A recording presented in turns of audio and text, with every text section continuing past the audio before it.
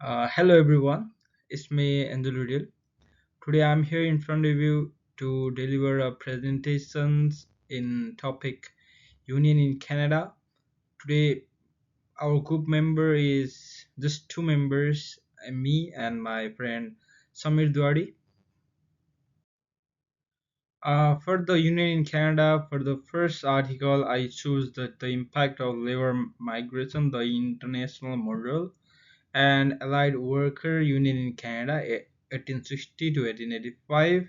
It was written by Brian Williams, who examined the how labor migration shaped in IMAW in Canada. The article highlights the migration's role in shaping industrial relations and early union movement.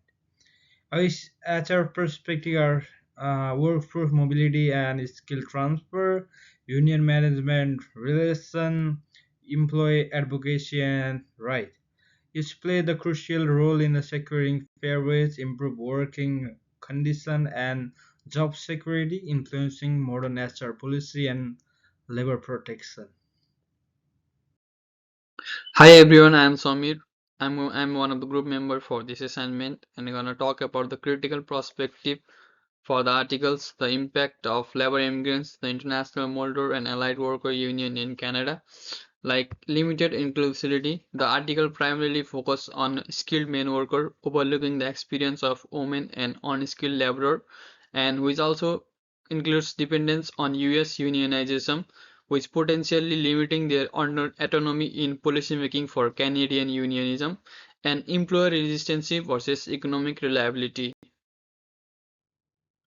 Okay, and the reflection of impact of labor migrations. I saved Canadian Union with a transnational IMAW influencing policy. Historic labor struggle mirror modern issues like gig work and automation, highlighting union evolving role in work protection. This article is cited from Seneca Library, and you can see the citation over down below here. I'm going to talk about a report and summary of institutional environment, work and human resource practices and unions, Canada versus England by John Goddard.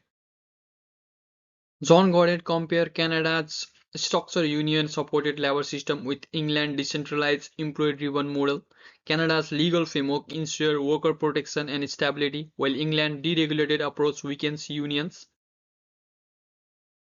To talk about the HR perspectives or regulatory impact on HR policies, government regulates safe HR policy by influencing labor rights, worker place standards, and collective bargaining, the employer responsibility in different institutional environments.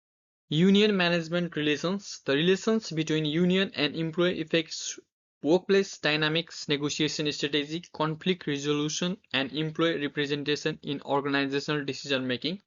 Flexibility and stability. In England, more flexible labor market allow business to adapt quickly but reduce job security. In contrast, Canada's structural approach provides stability by can limit employer flexibility. And I'm talking about a critical perspective of second number two article, balancing flexibility and worker protection. The article highlights the trade-off between the employer flexibility and employer security, but it does not fully explore the potential hybrid model that could be balanced both needs. Okay. And another is impact of globalization. The study primarily focus on the national labor system, but does not sufficiently address how the globalization and multinational corporation influence HR practice and union dynamic in both countries. Okay. Okay, for the reflection on institutional environment, work, and human resource practice and union, Canada versus England. John Goddard compares the Canada structural level system with England's deregulated approach, highlighting union influence, worker protection, and employer flexibility. He emphasized that labor regulation importance and explore alternative workers' advocacy in a globalized economy. As per article number one, we see the citation below. Like that, for article number two, we see the citation over citation downwards. So please have a look. Thank you.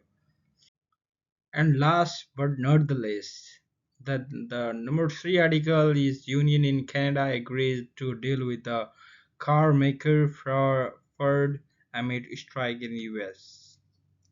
We can see the summary and reflection below there. First summary, in order to prevent a strike while American auto workers continue to walk out, Unifor, the Canadian Auto Worker Union signed a 3-year agreement with the Ford in Ontario and Alberta. The agreement covers the more than 5,600 workers and includes stronger pension plan and protecting during the shift to electric vehicles. And the uniform President Lana Payne called it a historic win, while the UAW in US remain strike against GM and Stellantis, but is holding off further action at Ford due to the progress in talk. Okay.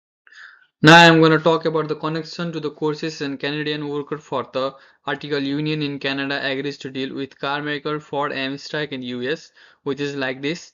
This deal highlights the key labor relations themes such as collective bargaining, fair wages, and job security.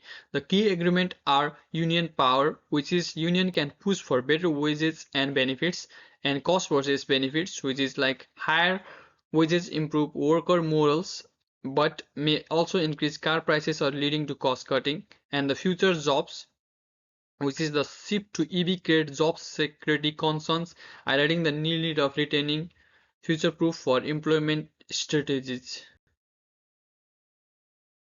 I'm going to talk about the conclusion for this articles, which is like the effective labor negotiation are done by doing for the Canadian auto workers.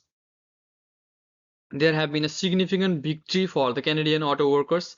In changing industry, it also emphasized the difficulties in striking a balance between company demand, job stability, and fair remuneration. This difficulty must be managed by SR specialists, particularly as automation and electric vehicles changes the nature of the workforce.